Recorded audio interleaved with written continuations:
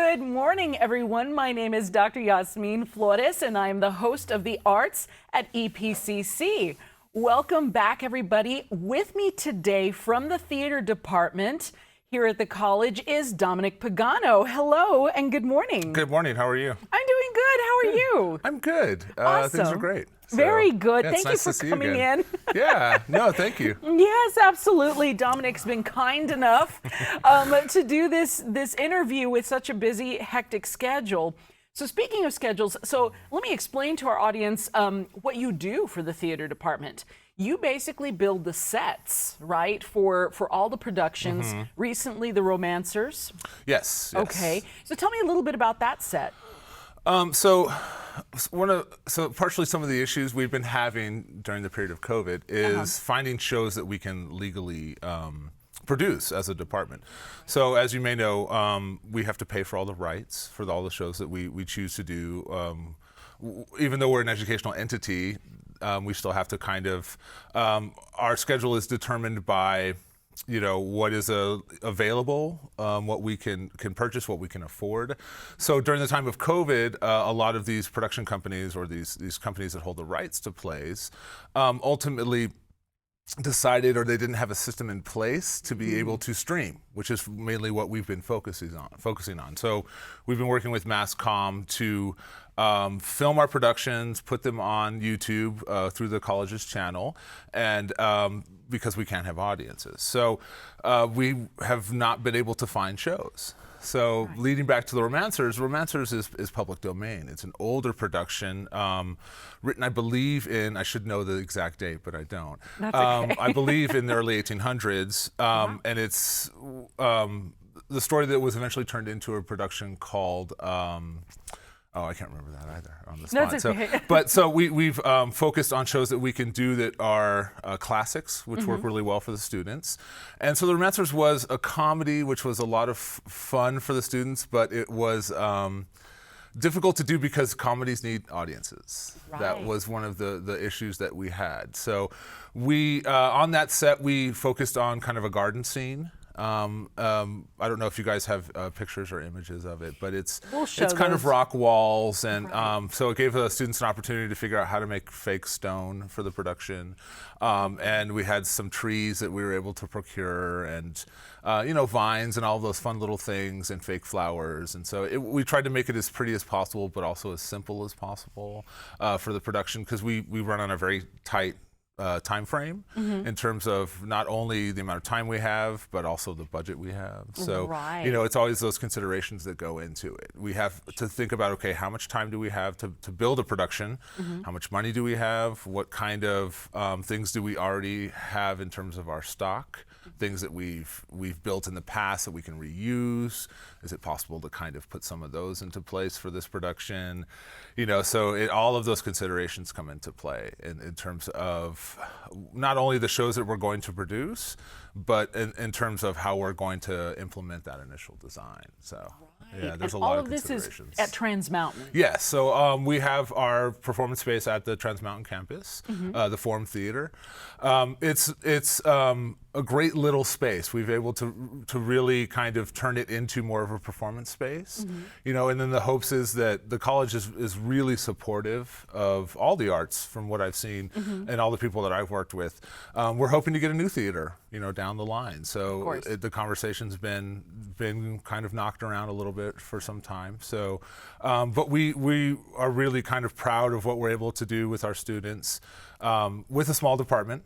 With the resources that we have. Theater people are always very, to some extent, full of ourselves in terms of not only, in the general idea of an ego, but, we try to accomplish a lot with very little and show the students that you can do, with creativity and with just a little bit of forethought and organization, you can make anything happen anywhere. The goal is to have an experience and go through the craft and say, okay, here's our problem solving. We only have this and we need to turn it into this.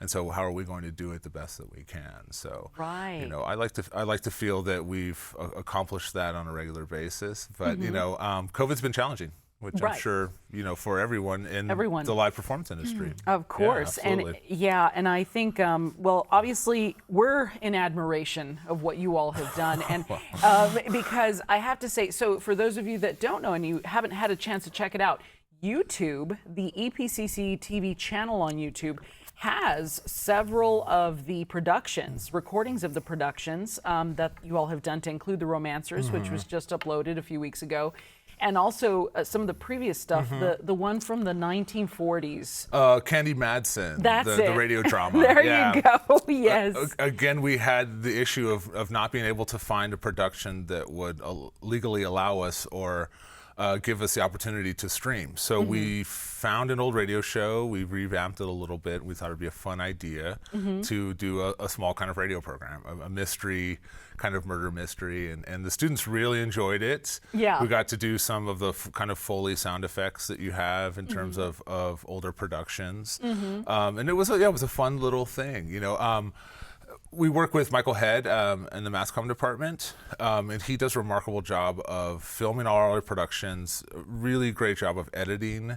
I think there's two versions. One, he layered kind of a black and white effect, so it looks like a film grain effect. Oh, right. That's so right. yeah, he can do some of those really nice, interesting things after the fact in post-production. So yeah, it's the ways we've kind of been able to play with those. And then our first production was one called Thirst, which we did the very first time we shot one because of COVID. So over the summer, we had to figure out a very simple production. This was the first time we were challenged with kind of the limitation of an audience. We had the mask mandate. We had a social distancing mandate through the college. So we had to figure out a production where we could keep students 6 feet apart. We had to keep them in masks, and we had to find a production that we could do for free, legally, through public domain. So we chose an old Eugene O'Neill play that's a one-act. It's 3 characters. It's set initially on a raft. So it's 3 characters, and we thought this was quite apt in terms of the metaphor of isolation. Right. 3 individuals who are shipwrecked and floating in the ocean, and it's entitled Thirst, about them struggling and kind of going insane and dealing with the struggle of being stuck on this raft out in the middle of the ocean. So I set it on a large conference table because I found it much simpler in terms of, I don't like things being literal all the time in terms of theater, so I didn't want a raft and or a boat of some kind. It was written in the 1930s, so it deals a lot with class struggle, but I liked the idea of the conference table and bringing up that notion of class struggle. And it was large enough to where they all had their own kind of 6 feet of separation. And I liked the idea of the metaphor of this just kind of notion of, are they really on the ocean, or have they convinced themselves that they're on the ocean? And I called it a very odd game of hot lava, to where everyone's on this table and the ground is hot lava, even though it's the ocean, and you can't get off. So what do you do in this, to some extent, self-imposed quarantine, this self-imposed isolation? So it was something to play with. Some students really latched on well. We ask all of our students in our theater appreciation classes, you need to watch our productions, write a critique. It teaches them how to start writing about the arts and writing about having an educated opinion. So some students kind of latched onto the metaphor, some struggled with it, but I think the goal is to throw those weird ideas out there and see what sticks, and see how they are, not necessarily rationalizing it, but what they're thinking about it and what kind of conversations it starts to bring up in terms of a classroom setting as well. So I had a lot of fun with that one. It was really one of our better ones. I think at the moment we have maybe close to 3,000 views or so on YouTube. That's which awesome. is, I still am not sure how that happened. Right. Yeah, I feel like it's some kind of mistake in terms of their the way they count those things. So well, and students communicate with other students too. They tell each other, "Hey, I was in this production." They're like, "Oh, really?" Or the relatives, right? The cousin, the aunt, the uncle. Everybody starts absolutely. watching. And you forget about that idea of kind of the community involvement, Right. And that's the goal ultimately. Exactly. But we're so focus down on what we do, we forget that, we have that goal in mind, but we forget it's actually landing sometimes, which is nice. It feels good, Right, exactly. And in theater, we always call it, we build sandcastles, so they get washed away. So they fall out of our purview at the moment, but we forget that sometimes, and especially in a case like this, there's a record of it.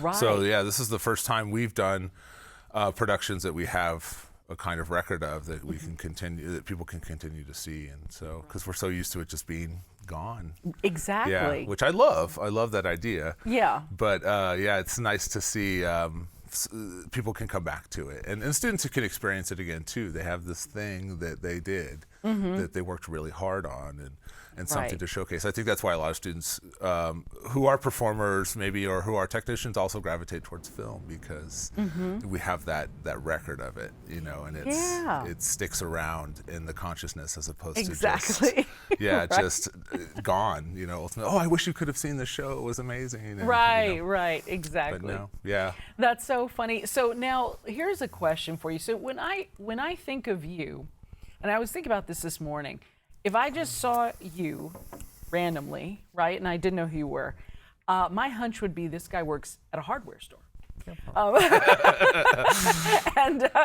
And so what drew you to theater? Oh my goodness, wow. There's probably an introspective element to it that I can get into. We can have our nice little therapy session. Or I always loved making things. When I was a little kid, I took everything apart. I didn't always put it back together, but I always took it apart. And my father was a mechanic, so tools and the idea of how things were made and how things worked was always incredibly interesting to me. And then at some point, I fell in love with storytelling as well. And the idea of being a part of something that can be, infectious in terms of an experience that you get to share.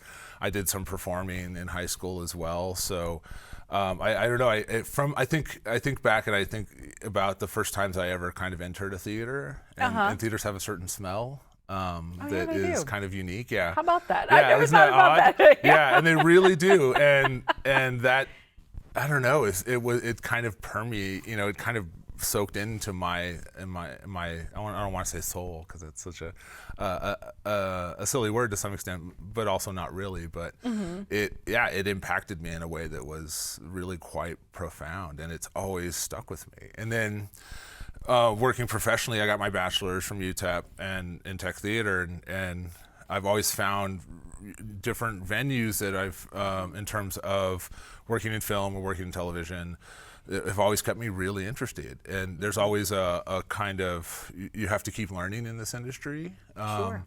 In terms of learning new equipment, learning new ways in which of doing productions.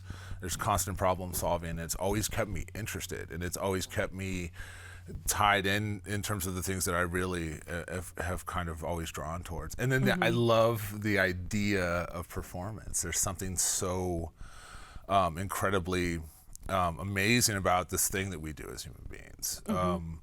And exploring this notion of, in terms of how even we have that cliche of Shakespeare where all of the world is a stage and everyone is a performer. There's this incredible thing that we do as human beings that we gravitate towards. So, all cultures initially have created masks, and all cultures have created some form of ritual or performance on their own. And it's kind of inherently a part of the human condition. So it's really fascinating to me in terms of that experience, that very live, very immediate kind of response. There's something really phenomenal about it. And so, and I never, the performance industry as an actor, as a performer, and as a musician, it's a very difficult industry to make a living at. Of course. It is. It's just, it's very competitive. In a sense, it's also very subjective. A lot of times what you feel is a remarkable performance may not register for the people who are actually paying the bills and whatever the case may be. So I knew that as a technician, as a designer, I loved making things, and I knew it was probably a little more viable in terms of getting a job, which is something we try and teach our students as well. Exactly. You know, we try and gear our program around. Oftentimes, you'll see that some programs are very focused on design, which you'll see a lot of cases in four-year universities and even at the graduate level. And we try and go both routes. So it can be very vocational in our industry in terms of learning electricity and welding and carpentry, which, you know, the hardware store thing comes into right. And then also the design element, which is much more kind of based on the traditional forms of design and the artistic elements. And so students, some gravitate towards the four-year program and often to their master's degrees. We have students who are presently at University of Kentucky. We have students former students presently at University of Iowa doing master's degrees. Nice. And some just go into the workforce, you know, in terms of being a professional stagehand or working into the concert industry, which is still very much kind of vocational based and almost apprenticeship based in a lot of ways. It's a very kind of, the industry is not necessarily very divided, but it's still very kind of learn on the job kind of environment. You know, we see that a lot where there aren't a lot of programs out there. It's starting to get bigger, but there aren't a lot that just focus on, you know, the basic elements of being kind of a stagehand or the vocational part of the concert industry or those elements. But they're starting to pick up more so. You know, there's lots of big film programs, there's lots of big theater programs, but there's not a lot of big concert industry programs. Okay. You know, so we're trying to find a way to develop that for our students, because it is oftentimes students are starting theater and then gravitate towards film or television or the concert industry, and we want to kind of narrow those fields down a little bit earlier on and funnel them that way. So you see it in film a lot, you see it in television a lot, but yeah, it's still very much theater. And then students don't realize, you know, I want to work in the concert industry, you know, and we tell them, well, it really starts with theater, but they're not exposed to theater as much, or they think theater is something completely different. And it is to some extent, but, you know, it ultimately leads in the same direction. You know, I get a lot of students that want to be music producers, you know, and they obviously will gravitate towards music departments and those little parts of the field that are starting to develop. But then we tell them, well, there's live audio production in so much of what we do, and a lot of times, you know, there's the studio aspect and then there's the live aspect. So it's trying to kind of let students know of all their, you know, all of the resources available and kind of the avenues that they have in terms of where they want to go, you know, what they want to do. So exactly. And so you mentioned all of these. So it seems like the theater department at EPCC is very well balanced in that respect from the students' perspective, because now correct me if I'm wrong, they're required to take these technique classes to build the set and to. So they learn, so is it welding? Well, so students are required to take 2 stagecraft classes. Stagecraft 1 in the fall and then Stagecraft 2 in the spring. So in the fall, we focus a lot more on traditional stagecraft and carpentry elements. We do a little bit of a furniture project for our final, because it's a little more interesting than kind of. It kind of brings in that design element. So it's not just, okay, build an object. It's build an object that's really functional and has a design aspect. So they learn about, okay, what period of time was this designed and what was the purpose? What's the big idea behind the design? And then that factors into that notion of design as something that is not just functional, but really ultimately has a bigger kind of concept behind it. And then in Stagecraft 2, we do a similar thing, but with metal. So we teach students the basic elements of how to weld, how to cut metal, fabrication elements, how to use those tools. So yeah, I try to teach them the nuts and bolts, but I really want them to think about how you apply those things, because so much of what we do is we're not just building an object. You know, a table has a certain aesthetic. It has a certain look. It looks like it's from a certain period of time. It either looks modern or it maybe looks like it fits somewhere in antiquity, and then learning that history of those elements of design and how they apply to the bigger concepts of design as a whole, because that's ultimately what we do. So we really try to say, okay, if you're building an object, how it's built is really determines what it's going to look like, and in turn how it's going to fit everything else. So you need to think about it in terms of, yes, I have to buy these supplies, and it's going to cost this amount of money. But ultimately, that overall look is determined by how those pieces fit together. So that in turn affects cost, right? And it affects the time it's going to take you to do it as well. So it's all a part of that longer conversation. There was a set. This was one of the first theater productions I saw after Ted came on board. And this might have been when he was still an adjunct. It was a 1980s set. And it was, let's see, somebody was killed in, there's always somebody killed, right? Yeah, of course. There's always a murder. Yeah, and it's either a comedy or a drama, but exactly. It's always the catalyst, yeah. But it was, and I specifically remember I think there was like a stairwell, but there was all these 1980s paintings. It was like the abstract. Yeah, there you go. That was a Neil Simon play, and it was actually one of our former professors. Oh, okay. The name escapes me at the moment. Right before Ted came in, and it was a farce. So it was. They all blend together. I think it was Rumors. Might have been. Rumors. Yes, yeah. I believe so. So Rumors is traditionally set. And this is I think this is a great part of that conversation in terms of how you have to design a space required around what the play requires. So Rumors has some kind of second floor. Because it's about running up farces. We always say farces are very physical comedies. So they're about slamming doors and people running all around the space. That's and true. The chase scenes. I never thought of that. Yeah, that's why I say farces are about doors.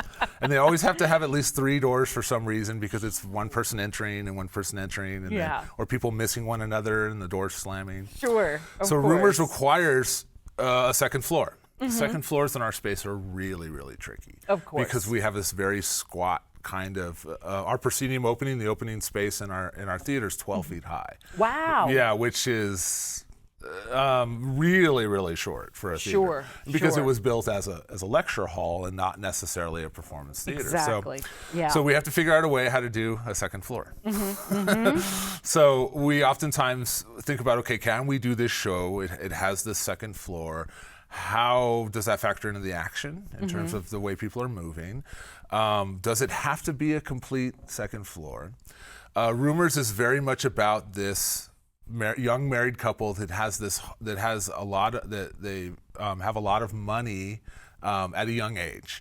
So they and it talks about it in the play. They've built kind of this gaudy home, or this very fashionable home. So. Hence those paintings. So we took it out of the era of, I think it was late 70s or something. Yeah, and I stuck it in the 80s. Yeah. Right, okay, and we stuck it more into that very, I want to say yuppie kind of people who did not decorate their own home, and so it's this place that doesn't really quite feel comfortable. It may seem rather pretentious to an outside family, which is a big idea in the play. Right. So in those homes, you'll see oftentimes a kind of second area that's raised above, almost like a loft thing. You'll see that a lot in mid-century design, where they can't quite do a second floor, but they'll play with levels, which we did. Growing pains. Yeah. That's what the stairwell reminded me of. There you go. Because in Growing Pains, and this is hello. That takes me back. Yeah. That dates us. Yes. Yeah. But when Maggie, I think that was her name, she would walk in, and Alan Thicke, whose name I can't remember on the show, but the stairwell, the same with Roseanne, the stairwell doesn't seem to go anywhere. No, yeah, that's the a trick of television also. Right. We'll do that sometimes as well. Yeah. Because you just need I probably subconsciously take a lot of stuff from television because I watched a lot of television as a kid. Sure. And you look at, okay, how does this function in terms of sight lines? People need to be able to see those entrances and exits from steps. Right. It has to fit the space. I've seen this is funny, I'm doing some work in Houston. I'm working on a master's degree in Houston, and I was having a conversation with one of our TAs, and he showed me his design for roomers. And it was so similar to mine, and we came to the same conclusions of how to make it work in a certain type of space. Right. And those are the factors. So those paintings that you had mentioned, we used to do a project where students would create canvases. Okay. Because it's very similar to how theater walls were built in the past. Basically, old theater flats are giant canvases. That's really all they are. So we make them build a small version of it. And then I told them, well, let's get into some elements of abstract art. I'm going to give you a certain abstract artist. You're going to do a little bit of research, and then you're going to try and formulate your own idea of what Pollock was doing, or what maybe Francis Bacon was doing. And it doesn't have to be this brilliant piece, but try something and play with it. And then we knew we wanted abstract paintings for that show, so we littered the stage with the students. Literally. Yeah, painters. They it were was everywhere. Like 6 or 7 of them all over. It was great, and it was a great excuse to do and I remember it. The project. Yeah. I mean, it was memorable. That's great. Yeah. And so many of your sets, the one for, I think it was Sisters, is that the name of the? Oh yeah, Sister. My Sister in This House. My Sister in This House. Yeah. That was big. It was a huge set. Yeah, that was a big set. I was going to say, so Dominic, unfortunately, they're telling me that we're running out of time, and yet there's so much to discuss. Well, I'll come back. Yes, I would love please. to. Thank you. Yeah, of course. I'll invite myself back. Okay, there you go. Like, wait a minute, what's this guy doing here, right? Yeah. So we would love to have you. Speaking of sets, yes, I need to be careful with this table. But I was going to say, wonderful to have you. Really quick, what are we looking forward to coming up? We're doing an ACTF production. I don't have time to get into exactly what ACTF is, but we're doing an original production by Ted Karber. Nice. He is a playwright. He's been a playwright for a very long time. I've worked really hard to convince him to do his productions at our college because he feels that he's humble in that sense and he shouldn't be doing his work. But I told him, you have some really fantastic pieces. Let's do one of your plays. Good. So we're doing one called Little Tin Dogs. We're hoping to have an audience in November. Wonderful. It really just kind of depends. Yeah. Maybe a small audience with social distancing, maybe a combination of audience and filmed. So we're going to see where that's at. And it's kind of it's a bit of a thriller. I compare it to Psycho. Okay. And that's where we're leaning with. We have a student sound designer for the production. We're really leaning heavily on this kind of very tense, very kind of murder-ish show, but very modern. So Well, Dominic, thank you so much. No, thank you for coming over. I love to talk about theater, so I'll go on and on. It's great. And on for hours. Good. So, gladly. Well, we will gladly have you back. Well, thank you. And thank you so much, everybody. Dominic Pagano, come and see the production in November at Trans Mountain. All right, for now, I wish you all the best. Goodbye.